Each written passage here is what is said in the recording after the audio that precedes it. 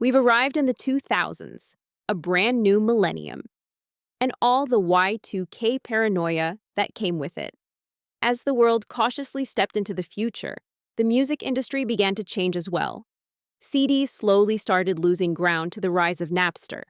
Along the way, even Sony's mini disc briefly looked like it might be the future of music. It wasn't. Not long after came iTunes and Apple's brand new MP3 player, the iPod. Where previous generations had discovered music through MTV, the internet was gradually becoming the new place to find your next favorite artist. Everything became digital. Everything became faster. We looked toward the future with optimism, while at the same time trying to come to terms with 9/11 and the wars that followed. But let's not get into that today, because we're only in it for the music.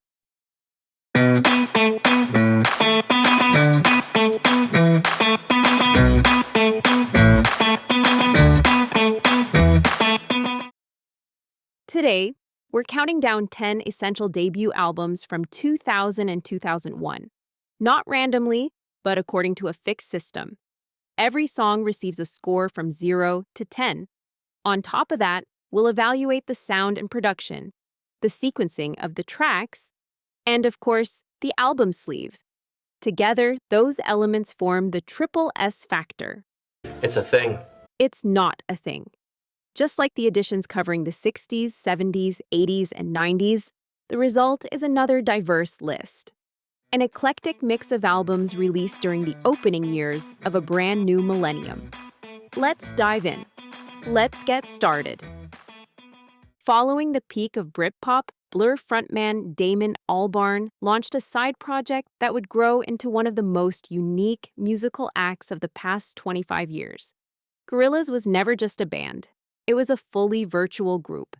Created by Damon Albarn and comic artist Jamie Hewlett, best known as the creator of Tank Girl. The idea emerged while the two spent countless hours watching MTV.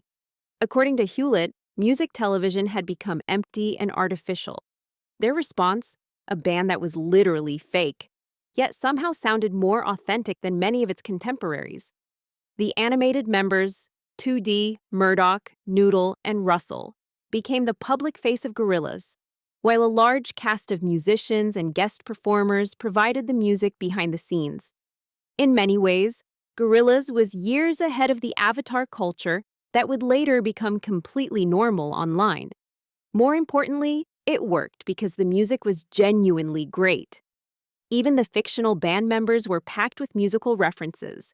Murdoch, for example, was designed as a demonic cross between Keith Richards of the Rolling Stones and a Scooby-Doo cartoon villain.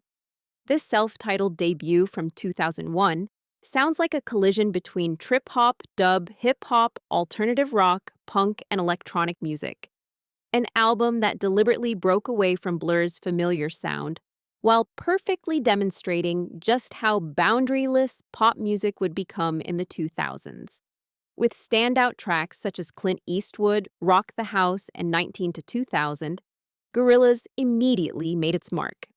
Clint Eastwood in particular became a massive breakthrough hit and helped turn Gorillaz into the most successful virtual band in the world, with this album alone selling more than 7 million copies. The record is also packed with unexpected collaborations. 19 2000 features contributions from Tina Weymouth and Chris France of the Tom Tom Club, while Latin Simone, Que Pasa Contigo, includes a memorable guest appearance by Ibrahim Ferrer of Buena Vista Social Club. That combination of alternative rock, hip-hop, world music, and electronics makes Gorillaz not just a great debut album, but also a perfect blueprint for the musical cross-pollination that would define the entire decade. At number 9,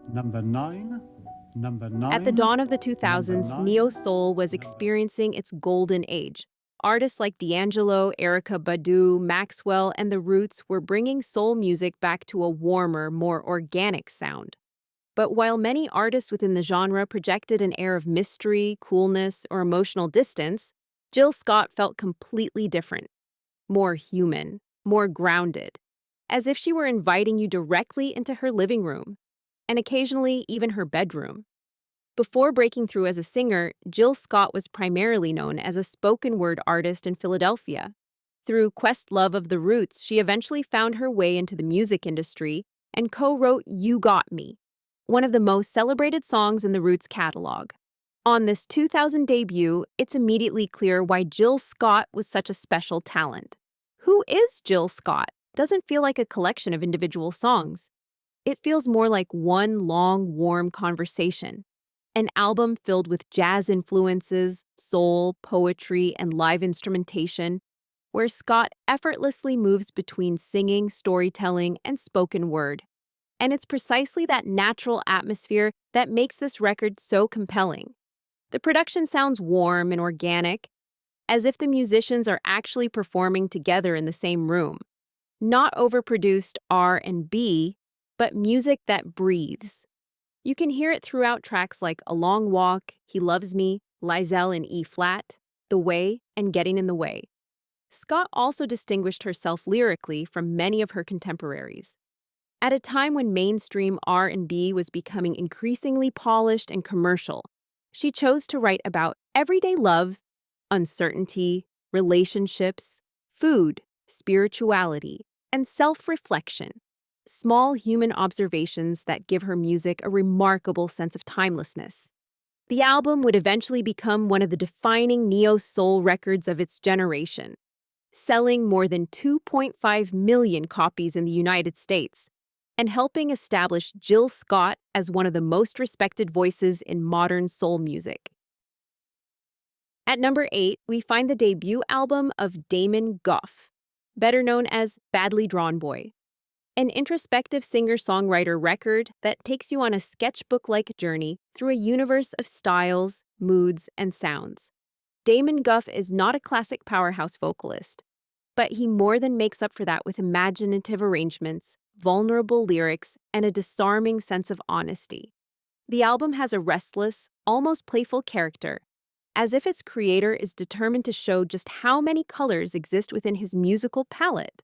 As a result, the hour of Bewilderbeast constantly shifts direction, yet somehow never becomes boring or predictable. Admittedly, the running time is a little on the long side, and some of the shorter instrumental interludes contribute less than the stronger songs do. Fortunately, there are plenty of strong songs here, and no matter how lush the strings and brass arrangements occasionally become, the album somehow always retains a charming lo-fi character. Once Around the Block immediately stands out as the most obvious hit. The jazzy guitar work combined with that delightfully loose wah-wah groove makes the song irresistibly catchy. Yet it wasn't that track that introduced me to Badly Drawn Boy. That honor goes to Disillusion, a beautifully crafted pop song that, helped by its slightly absurd music video, made a huge impression on my younger self. Magic in the Air and the gorgeous closing track, Epitaph, also rank among the album's highlights. The Hour of Bewilderbeast not only went on to win the Mercury Prize, but also became one of the most beloved British debut albums of its generation.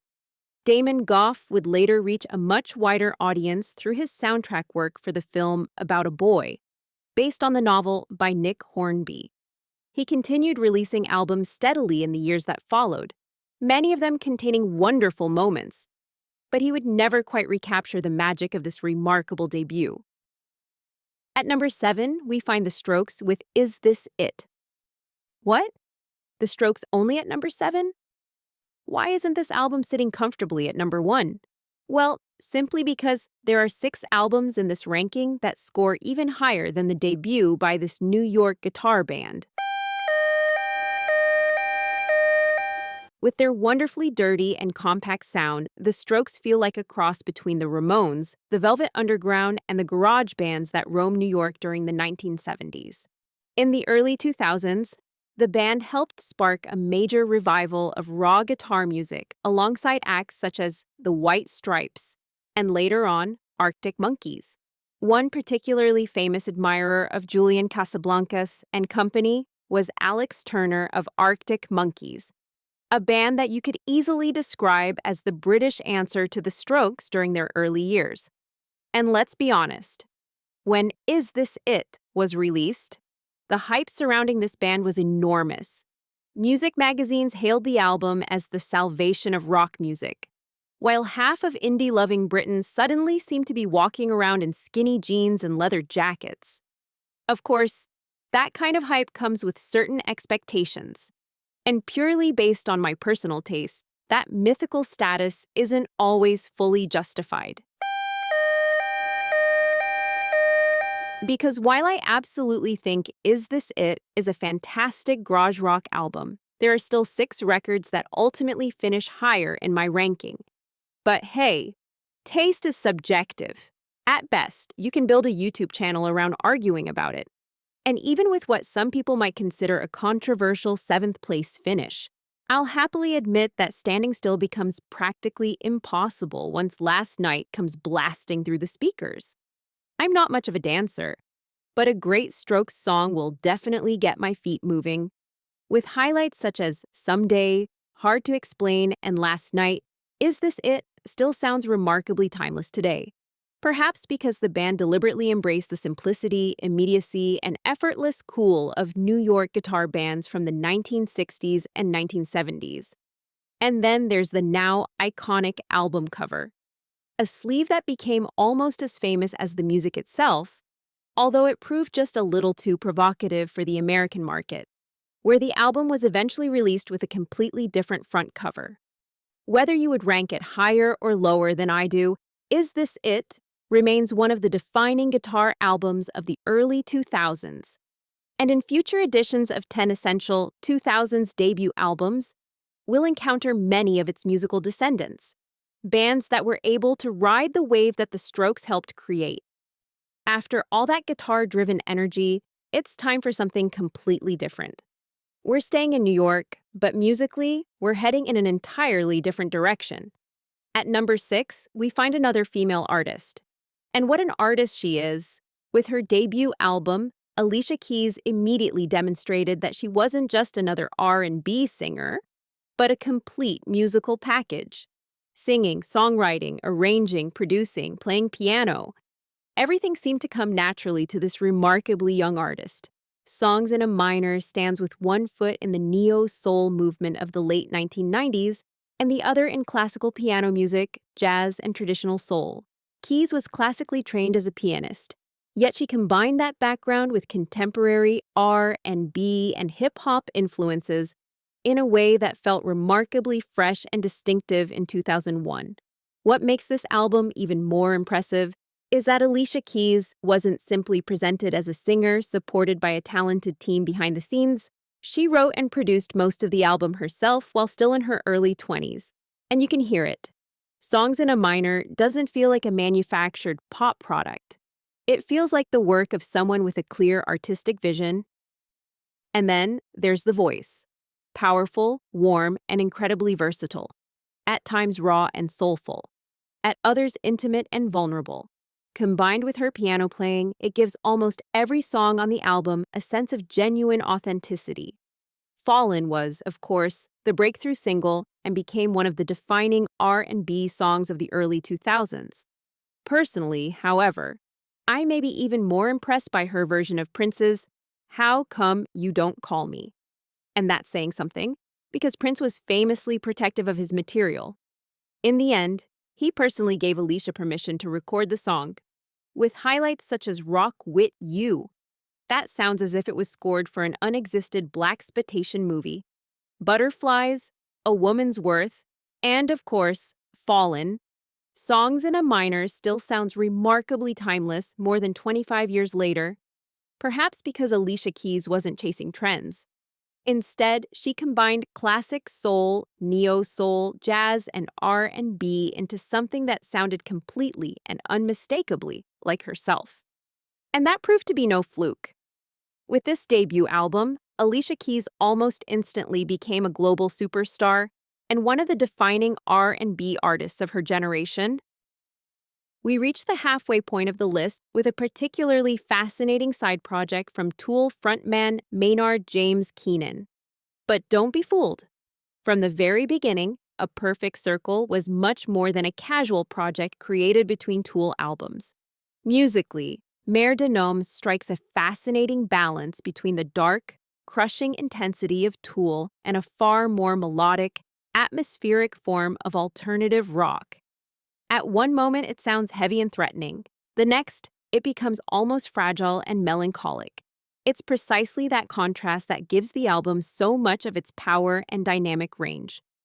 The lineup is equally impressive, with bassist and violinist Paz L'Enchantin, who would later perform with Pixies and Zwan. The band gained an additional musical dimension that many alternative metal acts simply didn't possess. Josh Freese delivers tight and inventive drumming throughout the record, while guitarist Troy Van Leeuwen would later go on to join Queens of the Stone Age. What makes Mare de Noms especially compelling is the way it constantly shifts between aggression and beauty. Tracks such as Judith and The Hollow still carry strong traces of alternative metal, while songs like Three Libras, Orestes, and Brenya lean far more heavily on atmosphere, emotion, and subtle arrangements. The addition of acoustic guitars, violin passages, and progressive influences also gives the album a much broader musical palette than many of its contemporaries. And although Maynard James Keenan's voice is instantly recognizable, Mare de Noms never feels like Tool light. Billy Howardell's songwriting and production leave an enormous imprint on the band's sound.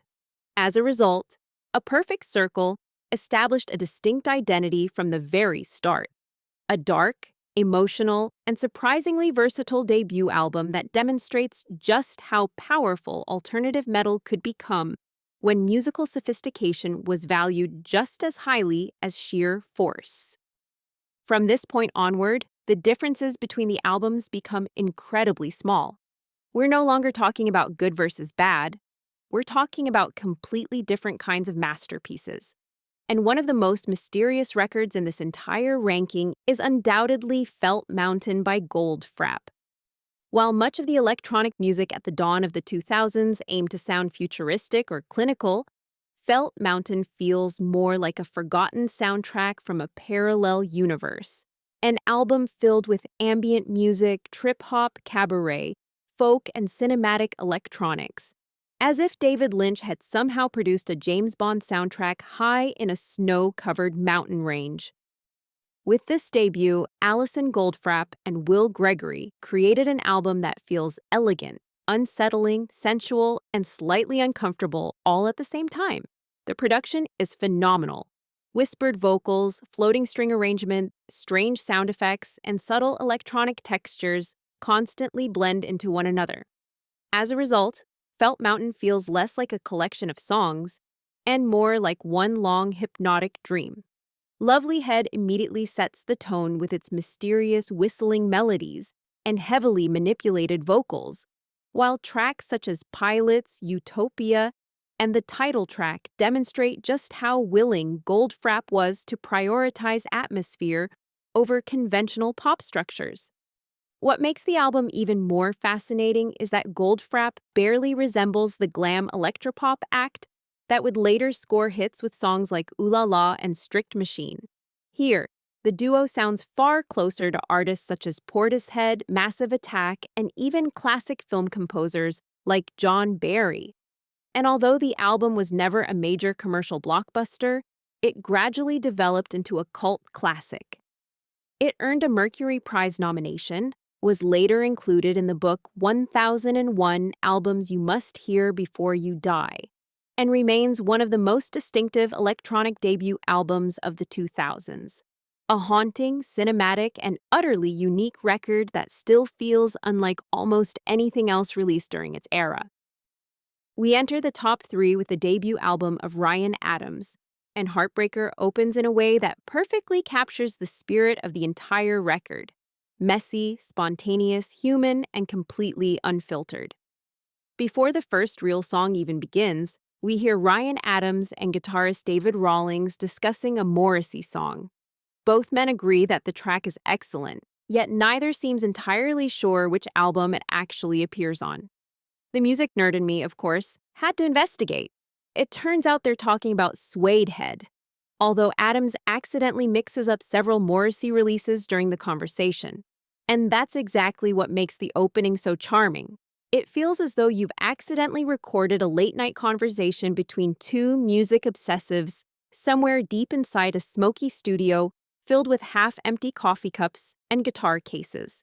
Then, To Be Young, Is to Be Sad, Is to Be High finally kicks in. And suddenly, it feels as if we've been transported back to the mid-1960s. The driving rhythm section, the piercing guitars, and the loose, restless energy all evoke the spirit of Highway 61 revisited and Blonde on Blonde.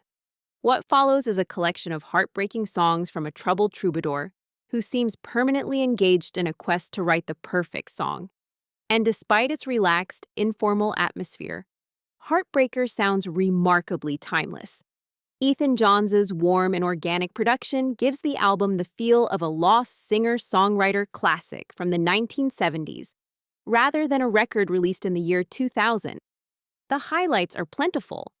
Oh My Sweet Carolina may well be one of the finest country folk ballads of its generation, helped in no small part by the contribution of Emmylou Harris.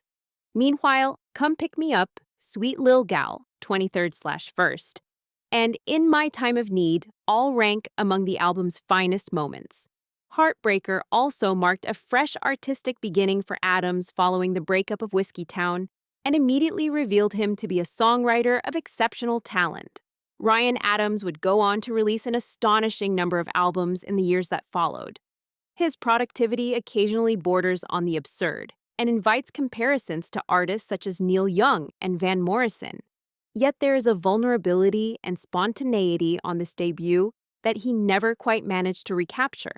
Its follow-up, Gold, would eventually provide his commercial breakthrough. But on Heartbreaker, you can actually hear the magic taking shape. The moment Ryan Adams transformed from a promising alt-country musician into a truly world-class songwriter. Perhaps the biggest surprise in this entire episode is the solo debut of former Verve frontman Richard Ashcroft. Because while Alone with Everybody clearly builds upon the dreamy melancholy of urban hymns, the album that brought the Verve worldwide recognition, Ashcroft simultaneously moves in a much warmer and more soulful direction. And honestly, that style suits him perfectly. Ashcroft's voice thrives among the lush string arrangements, brass sections, and gospel influences that appear throughout much of the album. The result sounds richly orchestrated without ever becoming heavy, excessive, or overly bombastic. In fact, Alone with Everybody often feels more like a lost soul record from the 1970s than an album released in the year 2000. You can hear that immediately on the opening track, A Song for the Lovers, which may well be one of the finest album openers of the entire decade. But tracks such as I Get My Beat, New York, and On a Beach also rank among the absolute highlights for me. In particular, those first four songs form an almost unbelievably strong opening run. Here's an interesting detail. Songs such as A Song for the Lovers, New York, and Come On People, We're Making It Now were originally intended for urban hymns by the Verve, but ultimately didn't make the final album. In hindsight, that may have been for the best, because on Alone with Everybody, these songs are given all the space they need to fully flourish. Come On People also contains a clear musical nod to Reach Out, I'll Be There by the Four Tops, perfectly illustrating just how deeply Ashcroft had begun to embrace classic soul influences. What ultimately makes this album so successful is that Richard Ashcroft stands completely on his own without his former band. Where many solo albums by iconic frontmen feel like pale reflections of earlier successes, Alone with Everybody sounds like the work of an artist finally able to assemble all the musical pieces exactly the way he wants them. Perhaps it's an unexpected number two. Perhaps it's even an album some viewers had completely forgotten about. But the moment A Song for the Lovers comes pouring through the speakers once again, that placement suddenly feels perfectly justified. Before we reveal the number one album in this ranking, I'd like to make two honorable mentions. First, an album that, personally, does absolutely nothing for me. But it's also an album whose cultural impact I would never dream of denying. Because whether you're a fan of nu metal or not, there's simply no escaping the fact that hybrid theory hit the music world like a sledgehammer. Few debut albums have defined their era quite so completely. The combination of heavy guitars, hip-hop influences, electronic textures, and deeply personal, emotional lyrics resonated with millions of listeners and helped turn Linkin Park into one of the biggest rock bands of the 21st century. Years later, the world tragically lost frontman Chester Bennington. Yet the band eventually found a way to move forward. They picked themselves up, reinvented themselves, and ultimately returned with a new vocalist, a clear sign that Linkin Park appears ready for the future, without ever forgetting its past. I'd also like to give a brief mention to the debut album by Dutch-Belgian singer-songwriter Nova Star. In the Netherlands and Belgium, the breakthrough single Wrong and its follow-up The Best Is Yet to Come became major hits. Two songs that, in my opinion, have long since earned their place as modern pop classics. The self-titled debut album is filled with the same melancholy atmosphere, memorable melodies, and timeless songwriting that quickly established Nova Star as one of the most beloved singer-songwriters in Belgium and the Netherlands. Interestingly, his follow-up album, produced by fellow Belgian artist Ozark Henry, may be even stronger, which means there's a very good chance we'll be revisiting that record in a future episode. And so we arrive at number 1, a choice that may surprise some people, because these days I actually have very little affection left for Coldplay. In fact, there are few bands whose stock has fallen quite so dramatically in my personal estimation. The group that once began as a quiet and introspective alternative rock band gradually transformed into a gigantic stadium machine powered by confetti, LED wristbands, sing-along choruses, and emotion on demand. A band that can effortlessly fill the world's largest arenas and festival fields, but one that, for me, lost almost everything that originally made it special: its vulnerability, its authenticity. And perhaps that's exactly why Parachutes still affects me so deeply, because on this debut, you hear none of that later ambition. No calculated global hits, no forced optimism, no duet with the most fashionable artist of the moment in a desperate attempt to remain relevant or cool. Coldplay was never cool, so why bother trying? No production that screams louder than the songs themselves. Just 4 young musicians trying to capture a collection of small, melancholy songs as honestly as possible. I actually came across this album in a rather unusual way. I won it in a competition run by a television guide magazine. Yes, those were still a thing in the early 2000s. Alongside a greatest hits album by Texas, I received a copy of Coldplay's debut, and from the very first listen, something about it connected with me. Parachute sounds warm, fragile, and remarkably human. Producer Ken Nelson even encouraged the band to play more quietly and more delicately during the recording sessions, helping create the dreamy and atmospheric sound that still defines the album today. And it's that contrast with modern-day Coldplay that makes this record feel almost strange to revisit. Because here, Chris Martin doesn't sound like the frontman of a billion-dollar brand. He sounds like an uncertain young man simply trying to write beautiful songs. The emotions feel small, real, painfully honest at times, as though the band had no idea how enormous they were about to become. On Parachutes, you hear a pure band. In the nervous guitar work of Shiver, in the vulnerability of Sparks, in the dreamy atmosphere of High Speed, and especially in Trouble, the song that completely won me over at the time. Perhaps even more than Yellow, which I've always considered slightly less extraordinary than its legendary reputation might suggest. The wistful We Never Change remains another hidden gem, and remarkably, one of the smallest songs on the entire album also happens to be one of its greatest moments, because then there's the title track, Parachutes. Less than a minute long, 4 simple lines. Yet somehow Coldplay captures more genuine emotional honesty in those few seconds than on entire albums from their later career. No stadium gestures, no forced sing-along moments, no fireworks finale. Just a small, fragile song that relies entirely on atmosphere and emotion. And that's where the contrast becomes impossible for me to ignore. Because although I've largely lost touch with the modern version of Coldplay, Parachutes remains an album I genuinely love.